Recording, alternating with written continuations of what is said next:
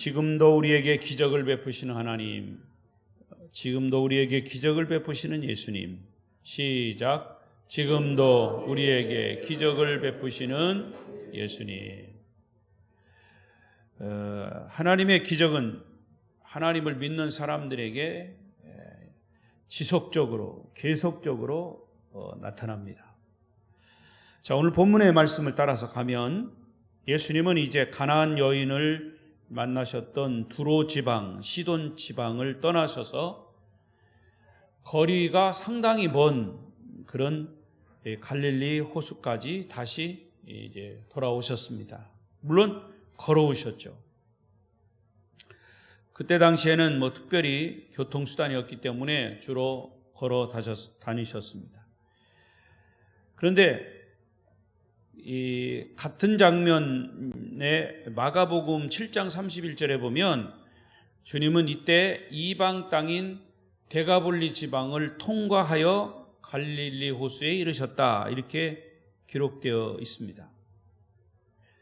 그때 이방인의 큰 무리가 주님께 나왔다, 이렇게 얘기했습니다. 자, 오늘 본문 30절 31절을 보겠습니다. 31절 30절 30절 시작. 큰 무리가 다리 저는 사람과 장애인과 맹인과 말 못하는 사람과 기타 여럿을 데리고 와서 예수의 발 앞에 앉힘에 고쳐주시니, 말 못하는 사람이 말하고 장애인이 온전하게 되고 다리 저는 사람이 걸으며 맹인이 보는 것을 무리가 보고 놀랍게 여겨 이스라엘의 하나님께 영광을 돌리니라. 이 부분은 굉장히 의미가 깊은 말씀입니다. 왜냐하면 이 많은 무리들은 숫자적으로 여자와 어린아이 외에 제외하고 4,000명이었다. 남자만 4,000명이었다. 그러니까 한 사람만, 어린아이 여자 4,000명에다가 한 사람만 더 붙여도 8,000명입니다. 하여튼 뭐 그렇게 많은 숫자가 모였다는 거죠. 어떤 신학자는요, 요걸 가지고 어린아이 한 명이었을까, 여자는 몇 명이었을까, 그거 가지고 논문 써가지고 박사되는 사람도 있어. 근데 그게 중요하지 않아요, 사실은. 성경에 기록된 대로 또 기록되어 있는 그 의미가 중요한 거죠. 아무튼 이 4,000명이 넘는 많은 무리들이 여기 모였습니다. 그런데 그 사람들이 대부분이 이방인들이에요. 이 말씀 분위기 속에서 보면 여러 종류의 병든 사람들이 있죠. 장애인들, 그리고 그의 친척들이 여기까지 걸어서 예수님께 나온 거예요.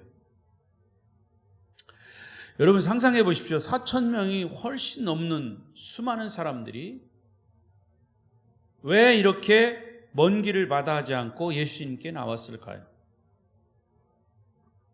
그것은 예수님의 어떤 기적을 친히 경험하고자, 또 예수님의 그 아주 보석 같은 말씀을 가까운 곳에서 듣기 위해서, 그러니까 그들의 소박하고 단순한 믿음 때문에, 믿음과 열정 때문에 예수님께 이 먼 거리를 마다하지 않고 달려온 겁니다. 그런데 우리는 이 장면에서 우리가 또 하나 깨닫는 것은 뭐냐면, 소위 선민이라고 하는, 선택받았다고 하는 이스라엘 백성들과 그 전절에 있는 많은 바리새인들, 사두개인들은 이런 열정과 믿음이 없어요. 비교가 되는 거죠. 예수님의 기적을 보면서도 계속 비판합니다. 아주 냉랭합니다. 냉소적입니다. 그런데 선택받지 못한 이방인들은 이 예수님의 작은 기적을 보고도 흥분하고 감사하고 감격하고 하나님께 영광을 돌리는 이런 모습이 얼마나 대조적인지 모릅니다. 여러분, 근데 이것이 그때 상황만이 아니에요. 지금 우리가 사는 이 시대에도 똑같은 상황이 벌어지고 있어요. 자, 이 지상에 교회 어떻습니까? 많은 교회들이 섰어요. 특히 한국에는 짧은 시간 내에 복음이 전파돼서 이 100여 년이라고 하는 짧은 시간에 엄청난 교회, 엄청난 신자가 우리 한국에 생겼습니다. 그리고 사명을 받은 자들이 선교사로도 많이 나갔습니다. 그런데 이제 그런 열정과 믿음이 점점 사그라들고 있어요. 식어지고 있어요. 건물도 멋있게 졌습니다. 교인도 많습니다. 전통도 있습니다. 그리고 역사를 자랑합니다. 이런 교회들이 많지만 이제 점점 식어지는 것이 뭐냐? 복음의 열정이 식어지고 있다고 말해요. 전도의 열심도 사라지고 있습니다. 여러분, 코로나 때문이 아니에요, 사실은. 오히려 코로나 때문에 전도의 열심은 더 살아나야 됩니다. 그런데 교회 소식 보고되는 것을 보면 우리 교단만 같아도 총회 보고되는 세례교인, 교회 상황 점점 줄어들고 있어요. 안타까운 현실입니다.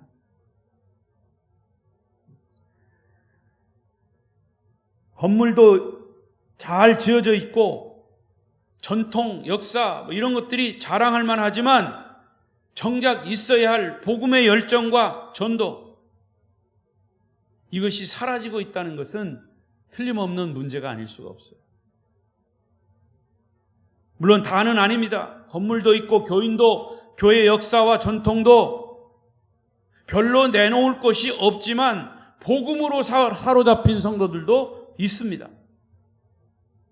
그런 교회는 성령으로 충만한 성도들이 복음 때문에 기쁘고 복음 때문에 찬송치고 찬송하고 박수치고 성령으로 충만합니다.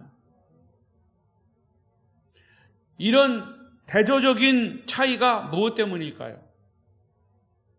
이거는 복음 때문이에요. 오늘 본문에 모인 사람들은 놀라운 흥분과 감격과 기쁨이 가득 차 있습니다. 말씀드린 대로 여기 모인 4천여 명의 많은 사람들은 거의 이방인들이에요. 선택된 유대인들이 아니에요. 이스라엘 사람들이 아니에요.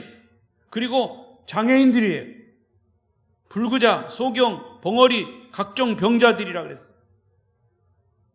그런데 역시 더 중요한 것은 바로 그곳에 예수 그리스도께서 함께 계셨다는 것이 더 중요합니다. 예수님이 함께 계시기 때문에 말씀이 있었고, 예수님이 함께 계시기 때문에 병자가 고침받는 기적이 일어났습니다. 여러분, 환경과 조건이 좋고 주님까지 계시면 금상첨화죠. 그러나 환경도 좋고 모든 여건이 좋지만 예수님이 안 계시면 소용없어요. 환경과 조건이 별로 좋지 않아도 예수님이 거기 계시면 오케이, 땡큐죠. 그게 중요하다 그 말이에요. 우리 아름다운 교회도 누가 봐도 아름다운 건물을 가지고 있습니다. 그러나 여기에 주님이 안 계시면, 복음이 없으면 말짱 도루묵이에요. 말짱 헛거예요. 명심하시기 바랍니다. 여러분, 이 건물이 중요합니다. 그러나 건물 안에 있는 여러분, 예수 믿는 성도들이 바로 교회예요. 바로 여러분 속에 있는 예수가 계시냐 안 계시냐의 차이에 그것이 더 중요한 것입니다. 여러분 안에 아름다운 교회 공동체 속에 주님이 함께 계셔야 진짜 아름다운 교회가 될 줄 믿습니다. 그래서 아름다운 교회는 예수 그리스도로 복음으로 충만한 그런 교회가 될 수 있기를 바랍니다. 제가 그래서 계속 묵상하면서 말씀드린 대로 우리 아름다운 교회는 복음으로 그래서 작년에는 복음으로 거듭나는 교회, 올해는 복음으로 변화하는 성도. 그래서 내년에는 제가 기도했어요. 벌써부터. 하나님, 내년에는 무엇을 주제로, 교회 주제로 할까요? 그래서 그런 감동을 주셨어요. 이제 복음으로 거듭났고 복음으로 변화했으면 그 다음에는 어떻게 해야 돼요? 예? 복음으로 충만해야죠. 내가 답을 줬잖아요. 조금 아까. 복음으로 충만해요. 자, 복음으로 충만한 아름다운 교회 될 수 있기를 축원합니다. 한 가지 더 말씀은 이 두로와 시돈에서 갈릴리 호수까지 오는 길은 굉장히 먼 길이에요. 그 먼 길을 이 무리들도 4,000명이 넘는 사람들도 걸어서 왔다 그 말이에요. 이것은 무엇 때문이라고 그랬어요? 믿음의 열정. 물론 병자가 고침받기 위해서도 나왔지만 그 밑에는 곧 믿음이 있었어요. 주님께 나아가면 이 내 질병이 고침받을 수 있다라고 하는 믿음. 그런 믿음 없으면 못 오는 거죠. 근데 그들의 믿음이 어디서 생겼을까요, 여러분? 그들의 믿음이 어디서 생겼냐면 이 전절에 있는 가나안 여인이 딸의 귀신 들린 것을 주님께 나와서 고침받은 것, 거기서부터 그들의 믿음이 생긴 거예요. 그 한 여인의 믿음 때문에 주님께 나아갔더니 내 딸이 귀신 들려서 별별 짓을 다 했지만 못 고쳤는데 주님께서 우리 딸의 귀신을 내쫓아 주셨다. 이 복된 소식을 그들에게 전했을 것이다. 물론 다 강대상에 올라가가지고 그 사람들에게 전한 게 아니로 한 사람이, 그 여인이 또 한 사람에게, 그 전에 들은 한 사람이 또 다른 사람에게 이렇게 전에 들어서 주님께 나가면 분명히 어떤 이런 기적이 일어날 것이다 라고 하는 것이 퍼져가지고 그 많은 사람들이 주님께 나온 것입니다. 여러분 꼭 기억하십시오. 믿음은 전염이 되는 겁니다. 코로나도 전염되는 거지만 그것보다도 더 무서운 전염은 이 복음의 전염입니다. 할렐루야! 지금 4,000명이 모여 있는데 한 여인의 믿음이 이 4,000명을 움직인 거예요. 그 여인의 믿음이 이렇게 많은 사람을 움직인 거죠. 이것을 우리에게 적용해 보십시오. 정말 우리 한 사람 한 사람이 믿음이 있으면, 주님을 향한 믿음이 있으면 내 믿음을 보고 내 주변에 있는 사람들이 도전을 받고 충격을 받아요. 이 말은 바꿔 말하면 내가 믿음이 있으면 그들에게 도전과 충격을 줄 수 있어야 돼요. 아멘? 왜 아멘이 어디 갔어요? 피곤해서 집에 계신가? 아멘? 네. 빨리 휴대폰으로 전화해서 빨리 오라고 그래요. 아멘이 풍성한 교회, 할렐루야. 복음이 풍성한 교회입니다. 예수님을 말로 전하는 전도도 중요하지만 이제는 그런 시대는 정말 지나갔어요. 여러분 가까운 사람에게 복음 전하는 거, 말로 전하는 거 해야 돼요. 근데 코로나 시대 전도지 들고 이런 시장에 나가서 전도해봐요. 하여튼 잘못하면 욕먹어요. 만나지도 말라고 그러잖아. 그러니까 복음 전하지 못하게 마스크도 다 막아버렸잖아. 나는 이것을 그냥 긍정적으로 생각해. 입으로 전하지 않으면 행동으로 전하라고, 주님이. 행동으로. 무슨 말이냐면 우리 자신이 복음으로 변화돼서 행동으로 예수를 보이면 내 주변에 있는 사람들이 충격을 받게 된다고 말이에요. 이 가나안 여인처럼 말이죠. 다른 사람 볼 것 없어요. 여러분 한 사람이 교회 전체에 감동을 줄 만한 믿음이 있으면 되는 거예요. 그게 다른 핑계 될 거 없어요. 코로나 핑계 될 것도 없고 예수 믿는 사람 핍박하는 거 핑계 댈 거 없어요. 중요한 건 여러분 개개인이 중요한 거예요. 개개인의 믿음이 중요한 거예요. 한 사람의 믿음이 4,000명을 움직였으면 여러분이 그 주인공이 되시기를 바랍니다. 31절에 말 못하는 사람 말하고 장애인이 온전하게 되고 다리 저는 사람이 걷고 맹인이 보는 것을 이 무리들이 보고 놀랍게 여겨 그 다음에 이스라엘의 하나님께 영광을 돌리니라. 얼마나 놀라운 일이에요. 우리 아름다운 교회도 이런 기적들이 일어날 수 있기를 축원합니다. 이런 기적들이 여러분 개개인의 사건을 통해서 적용해 보십시오. 예수 믿는 것 때문에 예수 믿지 않는 사람이 예수 믿는 사람으로 변화된 거, 이거는요 병자가 일어난 것보다 더 큰 기적이에요. 도저히 저 사람은 예수 믿을 것 같지 않은데, 저 인간은 예수 믿을 것 같지 않은데 어쩌다가 예수 믿고 변화가 됐어. 여러분 그게 기적이잖아요. 가까운 예수 믿는 지인이 내가 봐도 그 친구는 도저히 교회 근처도 안 갈 사람인데 예수 믿고 집사가 되고 권사가 되고 장로가 되고 그랬다는 거예요. 아무리 생각해도 그 친구는 예수 믿을 사람이 아니에요. 근데 기적이 일어난 거죠. 여러분, 믿음은 그런 감격에 함께 동참하는 것이고 그런 역사들이 바로 여러분에게 일어나는 것을 스스로 체험하는 것이 이게 은혜요, 기적입니다. 할렐루야! 믿음은 우리의 일상생활 속에서 상상할 수 없는 일들이 매일매일 생기는 겁니다. 내가 노력해서 얻는 것도 있지만 하나님이 역사를 일으키시는 것이 기적이에요. 인간의 힘으로는 할 수 없는 일을 하나님이 하시는 것이 기적이다. 시작.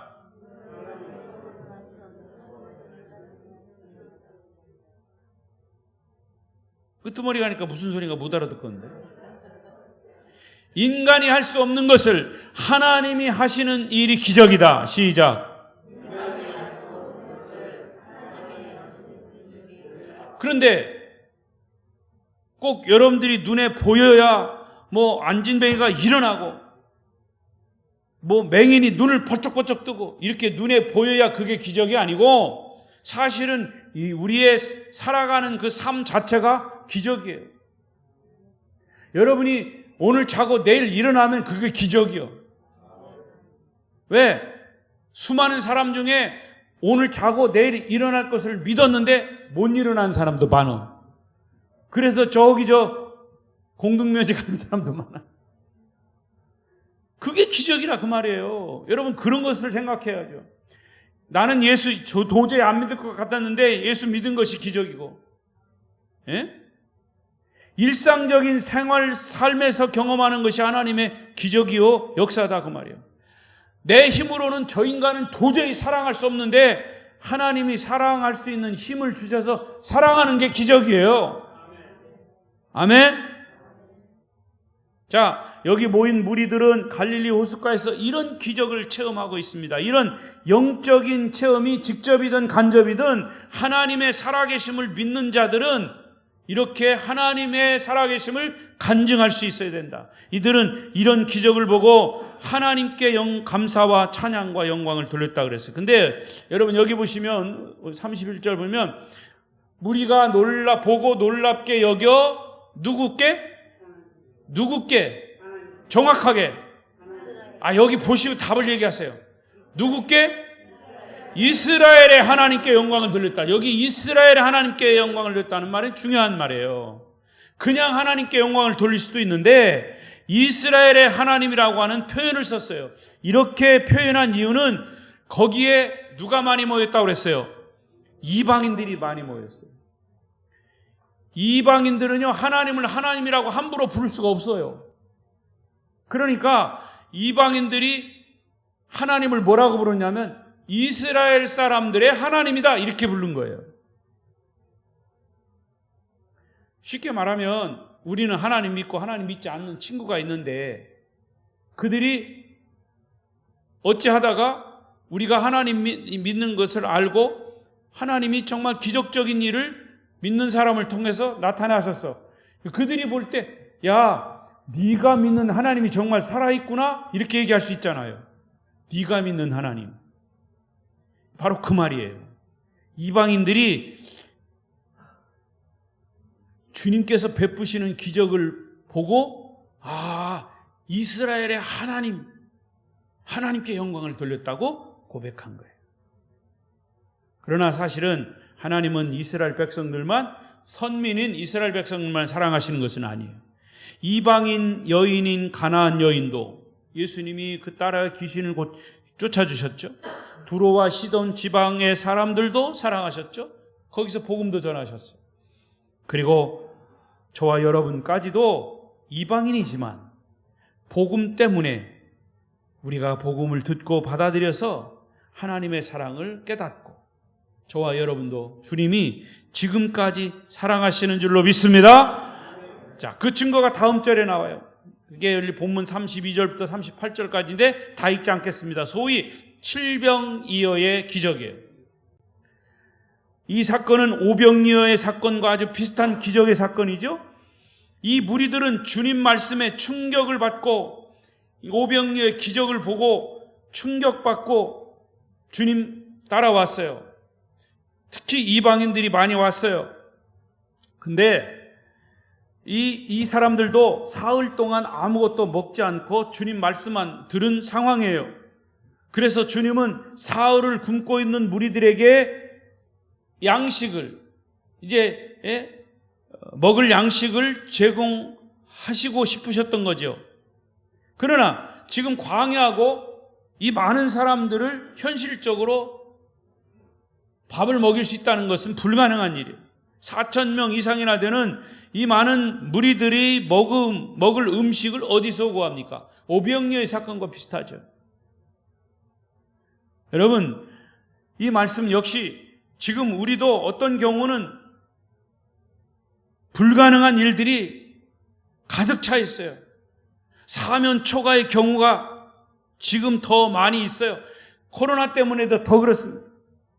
어떤 때는 정말 누구를 좀 만나고 싶은데 급하게 만나서 좀 이야기를 하고 싶은데 코로나 때문에 여러 상황이 불가능한 것은 아주 그냥 안타깝기도 하고 속에서 그냥 막 우라통이 치밀어요.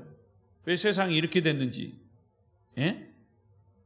이게 바로 어떤 경우는 불가능한 일로 가득 차이 사면 초가에 우리가 당면하고 있다. 우리의 앞날이 대로라고는 하지만 사실은 암담한 일이 더 많아요. 암울한 일이 더 많아요. 그리고 이렇게 가다가 인생의 마지막 종착역이 어디냐? 어디예요? 장례식장이지 어디요? 죽음이죠, 죽음. 하지만 주님은 이 현실의 불가능에 좌절하는 사람들에게 새로운 가능성을 제시하십니다.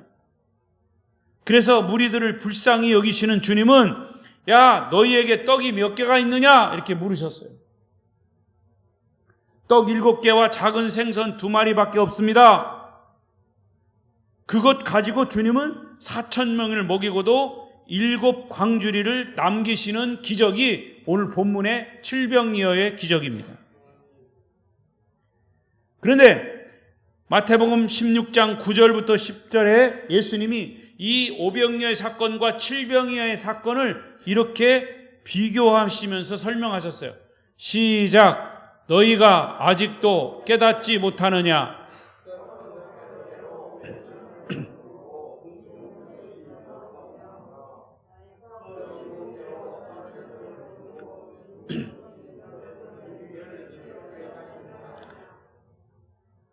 제자들도 또 거기 모인 무리들도 이 사건을 보고 역시 주님의 기적을 경험하고 놀라는 거잖아요. 그런데 주님이 이 부분을 이렇게 비교하셨단 말이죠. 사람들이 벳세다 광야의 기적을 잊어버렸을 때 주님은 이 기억을 상기시켰었어요. 오병이어의 기적을 너희들이 아직도 기억하지 못하느냐?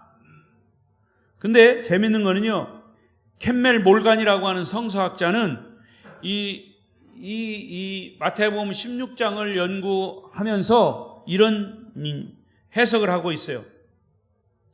여기 오병이어의 기적에서 5,000명을 먹이시고 몇 광주리가 남았다? 12바구니가 남았다 그랬어요. 근데 이 12바구니라고 하는 이 바구니는 이스라엘 백성, 유대 백성들이 자주 사용하는 시장 바구니였고요.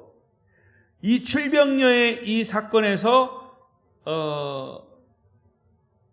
몇 광주리가 남았다고 그랬죠? 7광주리가 남았어요. 근데 여기서 사용한 광주리예요. 자, 바구니와 광주리.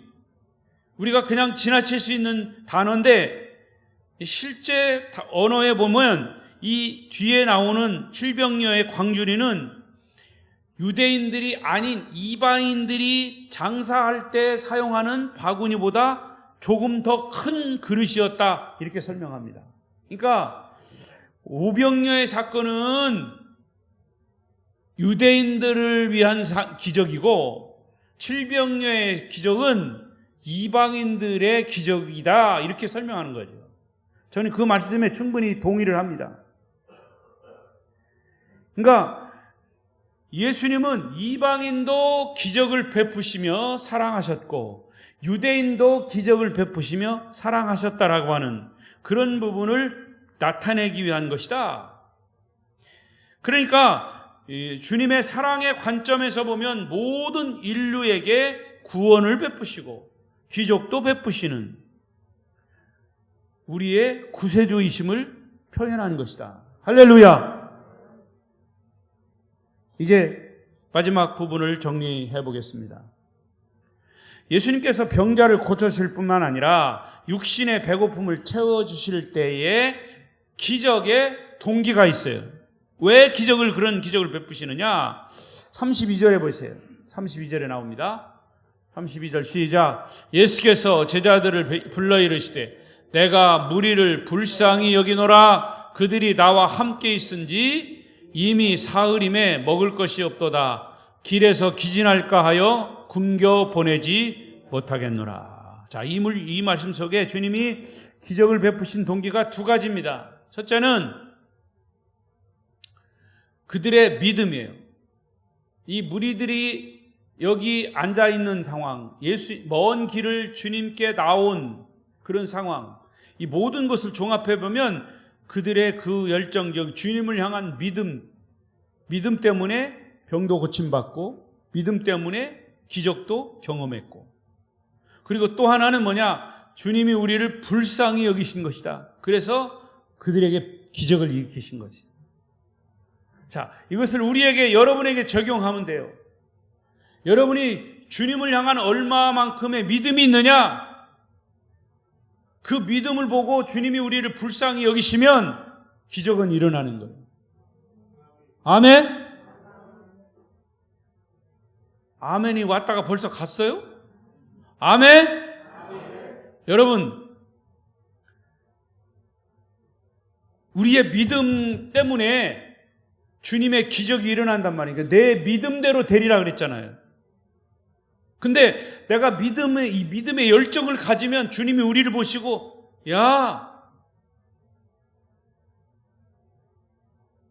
네 믿음이 정말 간절하구나. 내가 너를 긍휼히 여기노라. 주님도 그런 마음이 생기신다 그 말이에요. 그럴 때 기적이 일어나는 거예요. 그러니까 3일 동안 말씀을 듣고 정신없이 하나님의 영광 기적 속에 동참하던 그들이 이제 배고픈 상태가 되었는데 지쳐서 집으로 돌아가다가 혹시 쓰러지지는 않을까 하는 주님의 긍휼하심, 그 주님의 따뜻하신 다정다감한 엄마의 마음, 어머니의 마음을 갖고 주님이 그들을 불쌍히 여기셨다. 그러니까 그런 기적이 일어나는 것이죠. 선택받은 이스라엘 백성뿐만 아니라 이방인 우리들에게까지 주님의 사랑을 보여주시는 겁니다. 지금도 그 사랑은 변함없이 나타나고 있습니다. 이것이 기적이 아니겠는가? 우리는 아무런 사랑받을 자격이 없는데 이렇게 우리를 사랑하셔서 구원 얻게 하시는 것이 기적임을 믿습니다. 맞습니까? 그래서 주님은 지금도 우리에게 끊임없이 사랑의 기적을 보여주고 나타내고 계십니다. 그러니까 여러분이 믿음을 가지고 주님이 나를 이렇게 사랑하시는구나 하는 믿음을 가지면 이미 그것은 기적입니다. 아름다운 교회 성도들 모두는 주님의 사랑받는 기적의 주인공들이 되시기를 축원합니다. 축원합니다. 기도하겠습니다.